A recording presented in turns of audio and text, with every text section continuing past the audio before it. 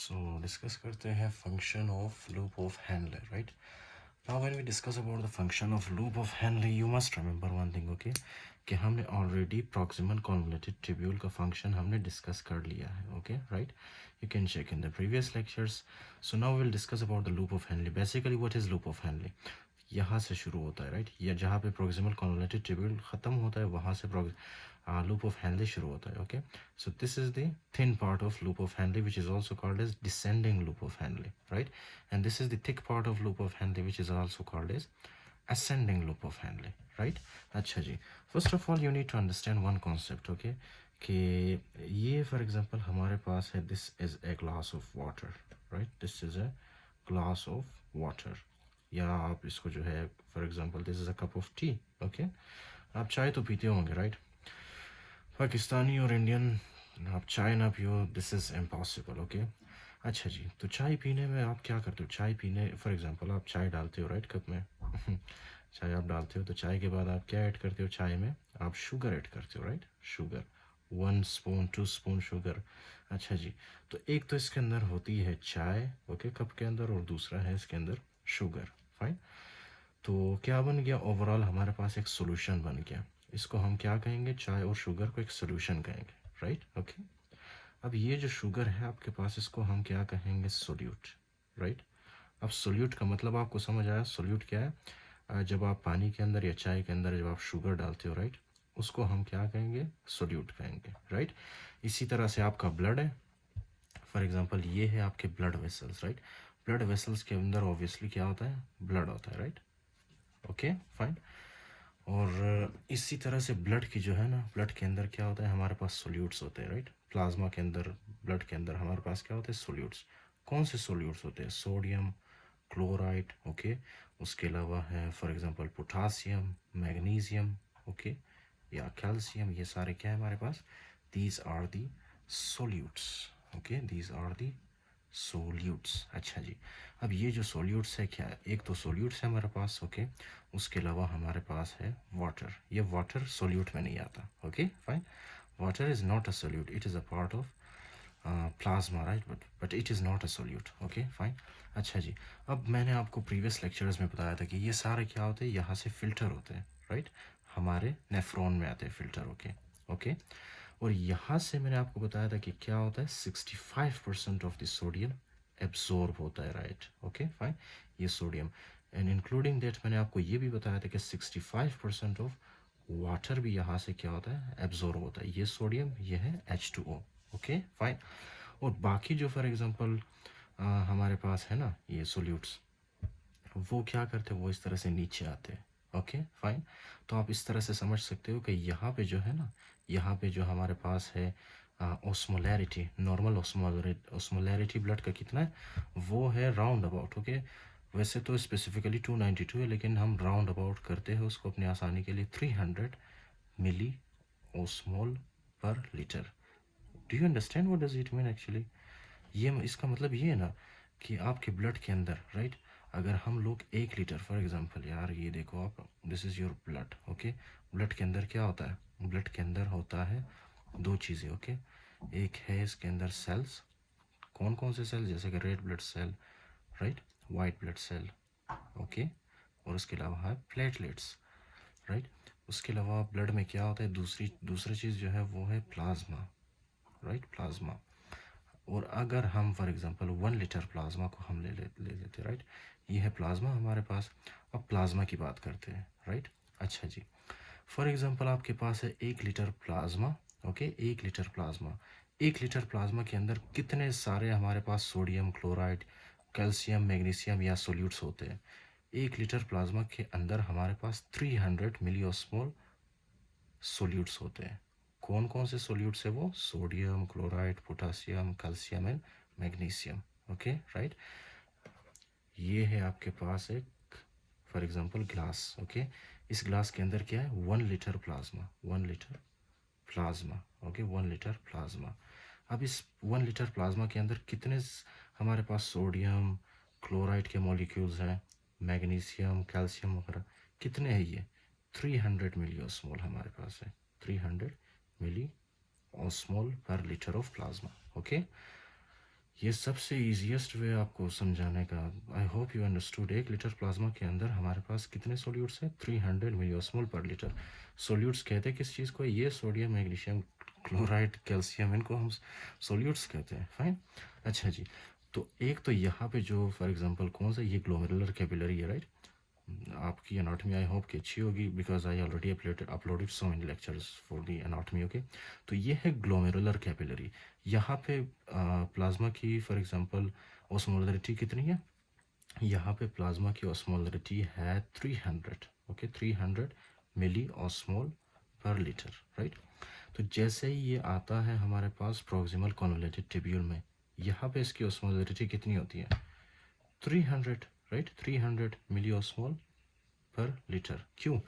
क्योंकि यहाँ से बेशक सोल्यूट तो रीअब्जॉर्ब हो रहा है ना। ओके, तो वैसे तो यहाँ पे क्या होना चाहिए? ऑस्मोलरिटी कम होनी चाहिए। क्यों? क्योंकि सारा जो है हमारे पास सोल्यूट रीअब्जॉर्ब हो रहा है, लेकिन ऑस्मोलरिटी 300 ही रहती है। उसकी वजह क्या है? क्योंकि सोल्यूट के साथ वाटर भी रीअब्जॉर्ब हो रहा है। ओके, तो इसलिए ऑस्मोलरिटी पे ज़्यादा फर्क नहीं पड़ता। फाइन। इसी तरह से जब ये नीचे की तरफ आता है, now listen very carefully. Okay, जब प्रोक्सिमल कॉन्वोल्यूटेड ट्यूब्यूल से नीचे की तरफ आता है, ये हमारे पास लूप ऑफ हैनले में जैसे ही पहुंचता है, राइट, लूप ऑफ हैनले से इन ह्यूज क्वांटिटी वाटर क्या होता है? वाटर एब्सॉर्ब, रीअब्सॉर्ब होना स्टार्ट होता है, राइट? वाटर रीअब्सॉर्ब होना स्टार्ट होता है। तो पीछे क्या बचता है हमारे पास? सोल्यूट्स। फाइन। ओके, जब सोल्यूट्स की कॉन्सेंट्रेशन ज़्यादा होगी तो क्या होगा? ऑस्मोलरिटी बढ़ेगी या कम होगी? बढ़ेगी ना, राइट? क्योंकि मैंने कहा था कि सोल्यूट जितना ज़्यादा होगा उतनी ऑस्मोलरिटी बढ़ेगी, राइट? तो यहाँ पे हमारे पास 300 था, तो यहाँ तक पहुँचने के बाद हमारे पास प्लाज्मा ऑस्मोलरिटी कितनी होगी? 600 मिली ऑस्मोल पर लीटर, राइट? इसी तरह से ये जब और नीचे आते हैं, राइट, हम, तो क्या होता है? यहाँ से और H2O यहाँ से एब्जॉर्ब होता है। फाइन, मजीद H2O एब्जॉर्ब होता है। तो अब ऑस्मोलरिटी कितनी होगी? 800, राइट? इसी तरह जब नीचे आते हैं, more water will be absorbed. As a result यहाँ पे बहुत ज़्यादा सोल्यूट कॉन्सेंट्रेशन ज़्यादा होगी, राइट? यहाँ पे इसकी बात कर रहे हो क्या? तो ऑस्मोलरिटी कितनी होगी? 1000। फिर यहाँ पे जब नीचे आते हैं, यहाँ से और H2O यहाँ से रीएब्जॉर्ब होता जाता है। फाइन, यहाँ से भी रीअब्जॉर्ब होता है H2O।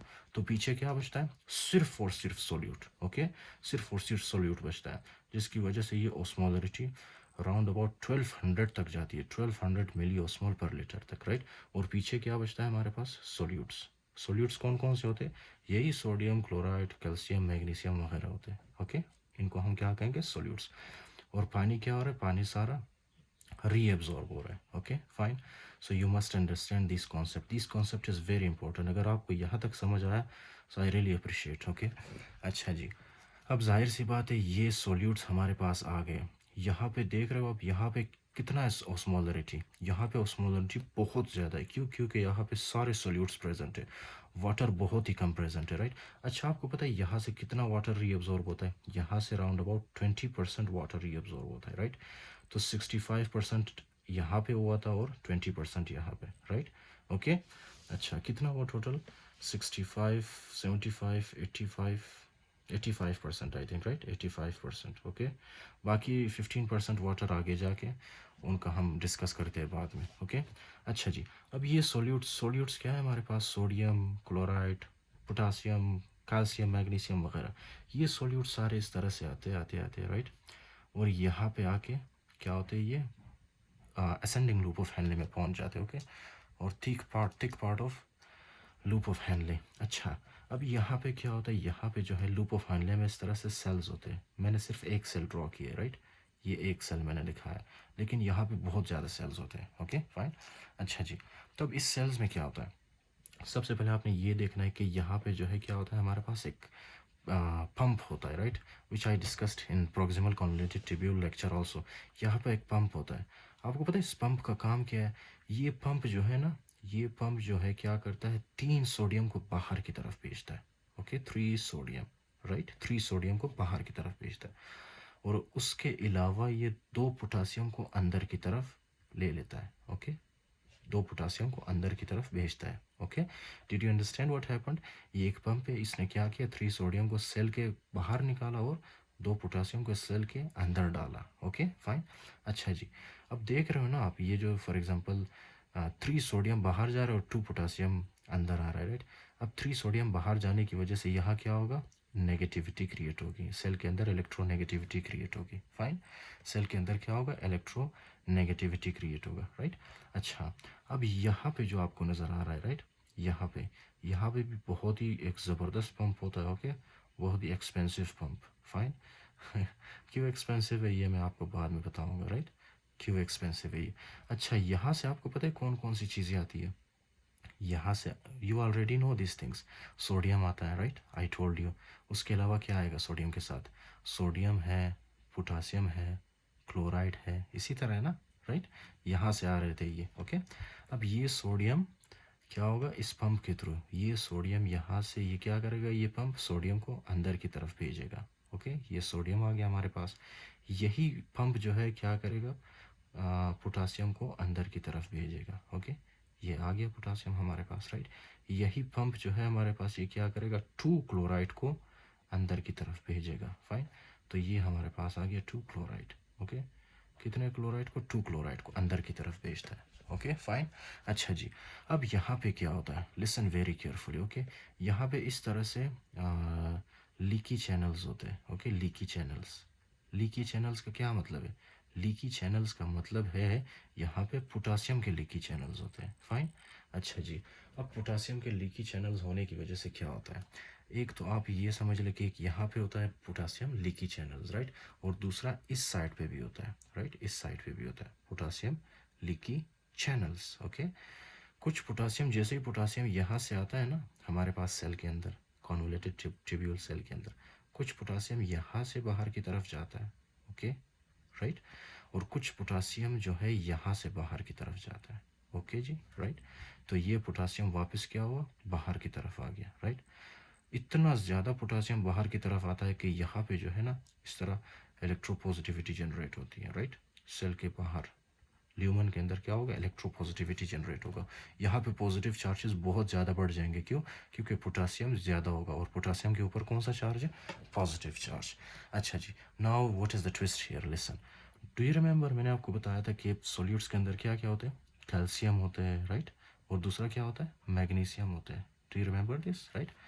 अब क्या है कि ये पॉजिटिविटी इतनी ज़्यादा होती है, राइट, पोटासियम की वजह से, कि पोटासियम क्या करता है, कैल्शियम और मैग्नीशियम को ल्यूमन से बाहर निकाल देता है, ल्यूमन से बाहर निकाल देता है। ये देख रहे हो आप, ये कैल्शियम और ये मैग्नीशियम ल्यूमन से बाहर निकल गया। आपको पता है ना, आपने 9th-10th में पढ़ा था कि positive positive repel each other, right, positive positive repel each other.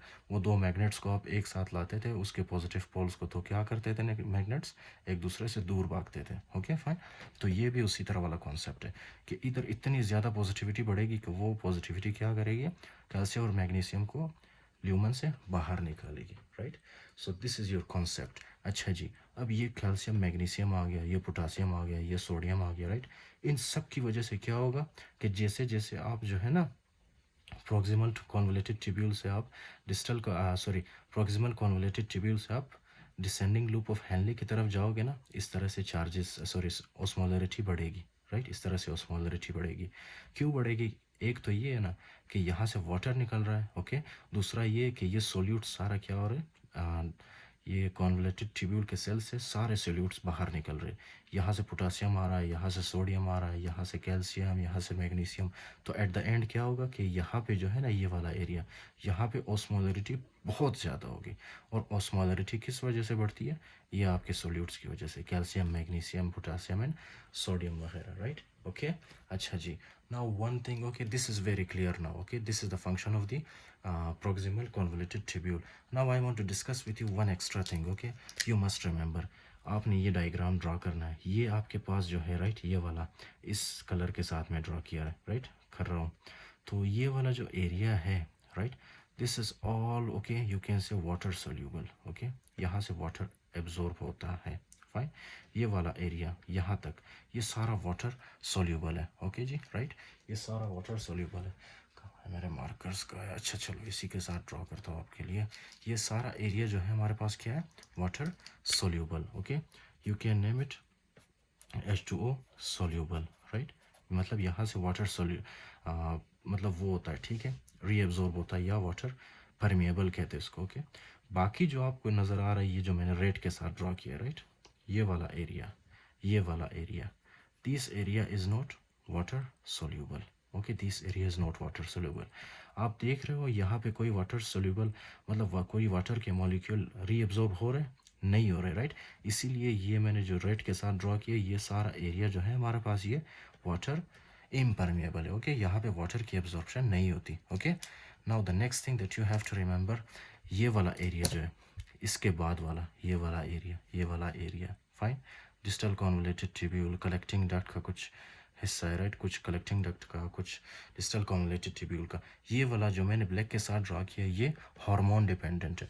अगर हार्मोन होगा तो ये वाटर को एब्जॉर्ब करेगा या एक्सक्रीट करेगा, ये it will depend on the hormone. I will discuss the mechanism of ADH and aldosterone, right, when we discuss about the collecting duct, don't worry now.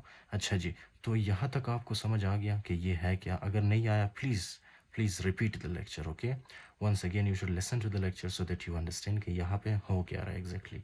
अच्छा जी, now listen very carefully. Do you know we have a drug by the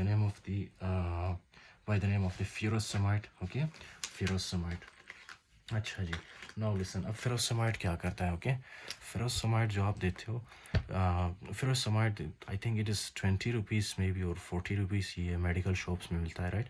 अगर आपके family में कोई hypertension वाला या blood pressure वाला मरीज़ है, राइट, तो ज़रूरी मतलब मोस्टली ये होता है कि वो जो है ना फ्यूरोसेमाइड यूज़ करते हैं। Okay, furosemide bye the name of Lasix, it is very common. Okay, it is very popular, Lasix या फ्यूरोसेमाइड। अच्छा, फ्यूरोसेमाइड को हम क्या कहते हैं? Loop diuretic. लूप डायूरेटिक क्यों कहते हैं? क्योंकि वो लूप ऑफ हेनले पे काम करता है, राइट। लूप ऑफ हेनले पे आके किसको ब्लॉक करता है? ये वाला चैनल जो आपको नज़र आ रहा है, राइट, इसको क्या कहेंगे? Sodium potassium 2 chloride pump. Okay, वो आपके पास जो ड्रग है फ्यूरोसेमाइड, ये मैं इस तरह से कुछ ड्रॉ करता हूँ इसको, राइट, ये फ्यूरोसेमाइड है, राइट, ये फ्यूरोसेमाइड। तो ये क्या करता है? इस पंप को ब्लॉक करता है, ये फ्यूरोसेमाइड, राइट। जब ये पंप ब्लॉक होगा तो आप बताओ अभी, क्या सोडियम एब्जॉर्ब होगा? नहीं होगा। पोटासियम एब्जॉर्ब होगा? नहीं। तो क्लोराइड एब्जॉर्ब होगा? नहीं होगा, राइट। अच्छा, ओके। अच्छा जी, अगर पोटासियम एब्जॉर्ब नहीं होगा तो क्या पोटासियम सेल से बाहर आ पाएगा? नहीं। तो क्या ये पॉजिटिविटी जनरेट होगी ल्यूमेन के अंदर? ये पॉजिटिव चार्जेस जनरेट होंगे पोटासियम की वजह से? नहीं होंगे। क्यों? क्योंकि पोटासियम ही नहीं है, राइट। अगर पोटासियम नहीं होगा तो क्या ये कैल्शियम को पुश करेगा इसके अंदर, इंटरस्टिशियम के अंदर? मैग्नीशियम को पुश करेगा इंटरस्टिशियम के अंदर? नहीं करेगा। जिसकी वजह से क्या होगा? ये कैल्शियम इस तरह से हमारे बॉडी से जाती है बाहर, राइट, यूरिन में। कैल्शियम बाहर जाती है यूरिन में, राइट। तो जब calcium specially in the old females, right, जब उनके बॉडी के अंदर कैल्शियम की कमी होती है तो क्या होता है? कैल्शियम की कमी की वजह से ऑस्टियोपोरोसिस, राइट, ऑस्टियोपोरोसिस बढ़ जाते हैं, ऑस्टियोपोरोसिस के चांसेस उनमें बढ़ जाते हैं। क्यों? क्योंकि वो लोग फ्यूरोसेमाइड यूज़ कर रहे हैं, फ्यूरोसेमाइड की वजह से कैल्शियम रीएब्जॉर्ब नहीं हो रहा, राइट, रीएब्जॉर्ब नहीं हो रहा और वो सारा कैल्शियम जो है वेस्ट हो रहा है हमारे यूरिन में, राइट। तो जब कैल्शियम की कमी होगी बॉडी के अंदर, that will lead to osteoporosis, fine, right. So I hope this is clear for you. This is the function of loop of Henle. तो चले जी रीड करते इसको। सबसे पहले क्या है? 3 descending loop of Henle passively reabsorbs water via medullary hypertonicity, impermeable to sodium, concentrating segment and make urine hypertonic। इसका क्या मतलब है कि ये सबसे पहले क्या करता है? वाटर को रीएब्सॉर्ब करता है, right, passively. Do you remember मैंने आपको बताया था ये है आपका थिन लूप ऑफ हैनले। ये क्या कर रहा है? वाटर को रीएब्सॉर्ब कर रहा है, राइट, राउंड अबाउट 20% वाटर को ये रीएब्सॉर्ब कर रहा है। Okay, fine. अच्छा जी, उसके बाद है via medullary hypertonicity impermeable to sodium, right. इसका मतलब है कि यहाँ से कोई भी सोडियम रीअब्जॉर्ब नहीं होता, वो सिर्फ प्रॉक्सिमल कॉन्वोलेटेड ट्यूब्यूल में होता था, राइट। आपके लूप ऑफ हैनले में कोई सोडियम एब्जॉर्ब नहीं होता, specially in the thin part. Okay, fine. अच्छा जी, उसके बाद क्या लिखा है कि कॉन्सेंट्रेटिंग सेगमेंट। कॉन्सेंट्रेटिंग सेगमेंट क्यों कहते हैं? क्योंकि वाटर सारा निकल जाता है और पीछे क्या बचता है? सिर्फ और सिर्फ सोल्यूट्स, राइट। तो वो क्या करता है? यूरिन को कॉन्सेंट्रेटेड बनाता है, राइट। उसके बाद है मैक्स यूरिन हाइपरटोनिक, राइट। तो यही बात बताई गई है। उसके अलावा ये डायग्राम है, okay, you should listen, you should check this diagram. अगर आपको समझ आए तो अच्छी बात है। Okay, fine. सबसे पहले मैंने आपको बताया था कि इसमें क्या होता है, यहाँ पे सोडियम पोटासियम एटीपेज होता है, राइट। ये है सोडियम पोटासियम एटीपेज जो कि क्या कर रहा है? 3 सोडियम को बाहर निकाल रहा है और 2 सोडियम को अंदर की तरफ भेज रहा है। ये देख रहे हो आप, ये सेल है और ये 3 सोडियम को बाहर निकाल रहा है, ओके 3 सोडियम, और 2 पोटासियम को सेल के अंदर भेज रहा है। फाइन, ओके, ये 2 पोटासियम सेल के अंदर आ गया, राइट।